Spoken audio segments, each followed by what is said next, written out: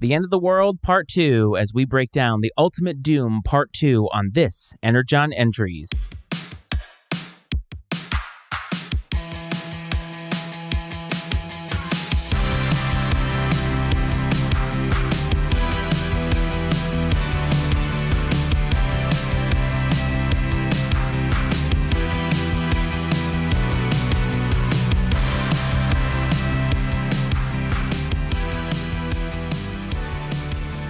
Welcome back to Energon Entries, everybody. As always, this is your host, Matt Freites, and I want to thank you for tuning in.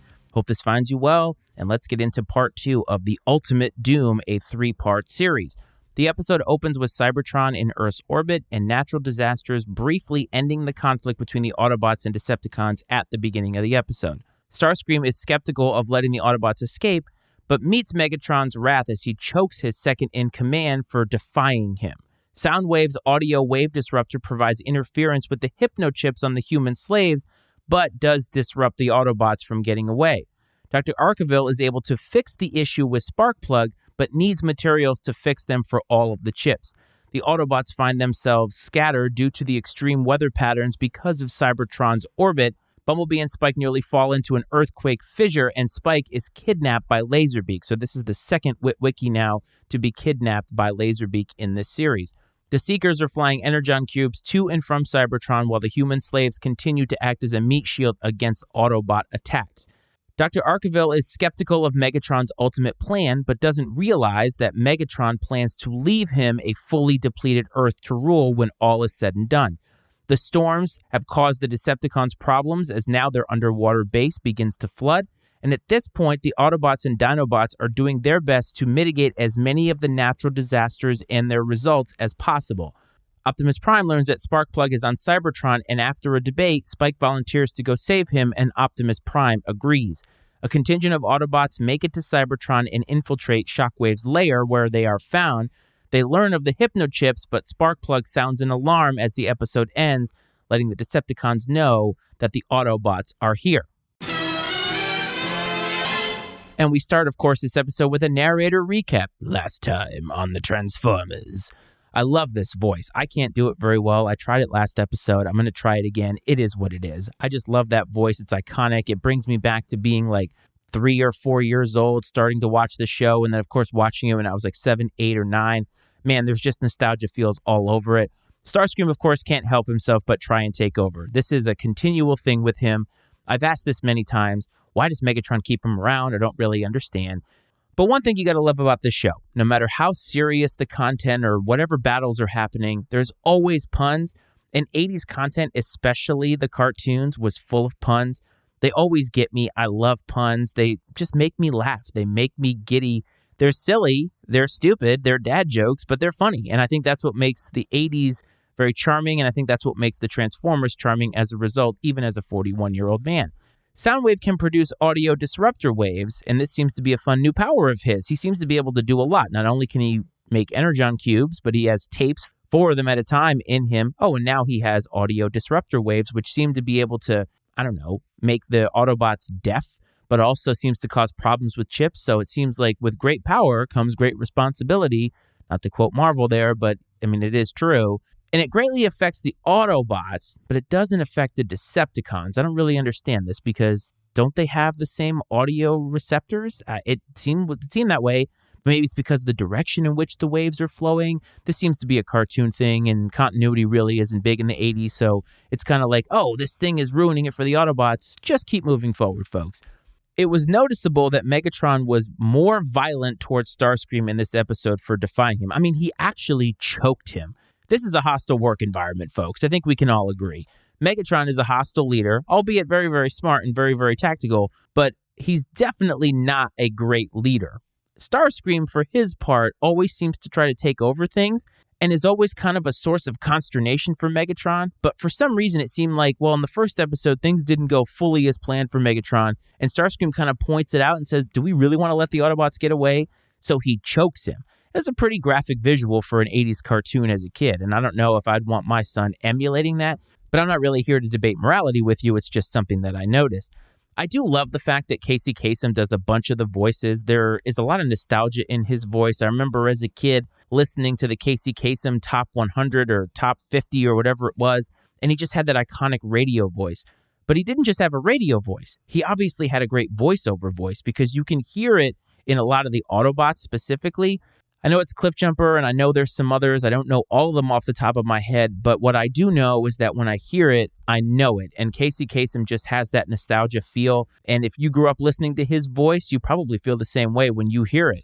The Autobots are vehicles. We know this. And I've always talked about, or I have been adamant about, why do they drive everywhere? This seems very inefficient. One thing we've not seen up until this point is them having actual car trouble, because all the miles that they drive, you'd think that they would have some type of an issue. They do have to have repairs after battles. Ratchet's ready for that.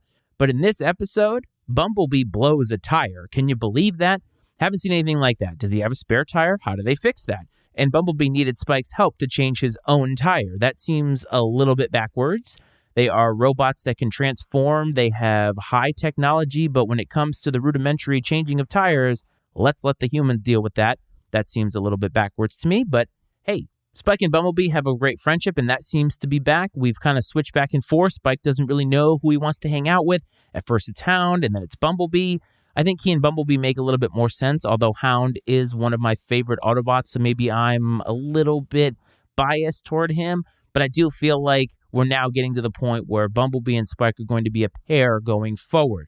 Windcharger has a tractor beam. Did everybody know this? I did not learn this. I love learning new powers for these guys, but it's funny because I'm sure that would have come in handy a few times in the first couple of episodes.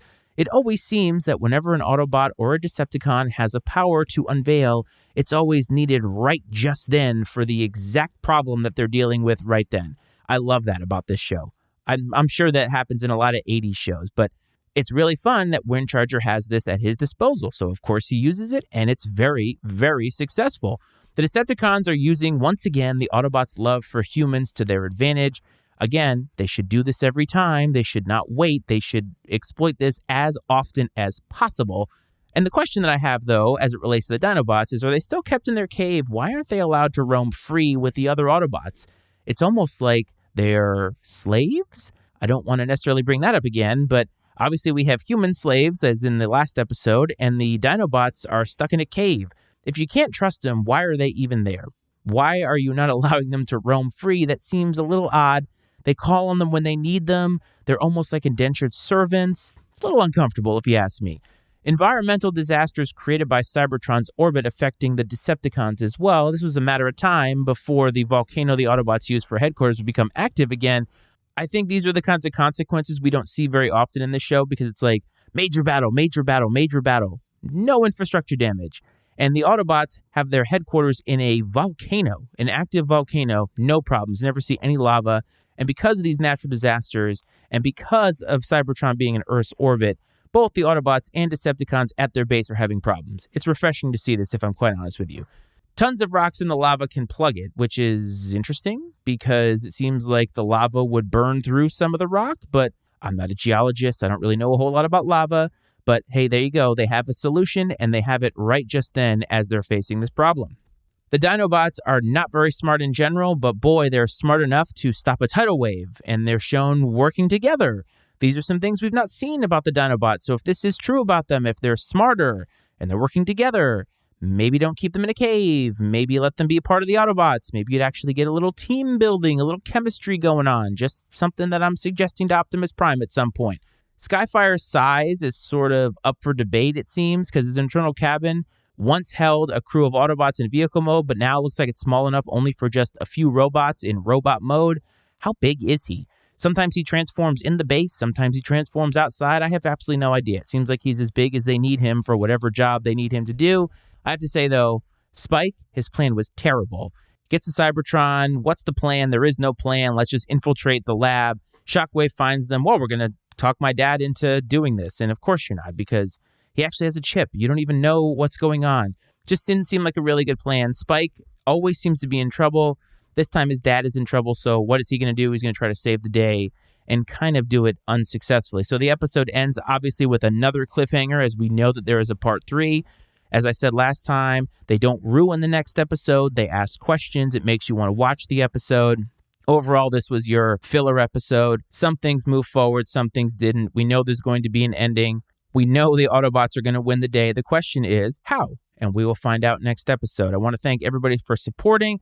However it is that you support, wherever it is that you're listening, just make sure to hit subscribe, share it with your friends, whoever you think is applicable. I hope this finds you well, and I hope this finds you safe. And I will talk to you next time. This is Energon Entries.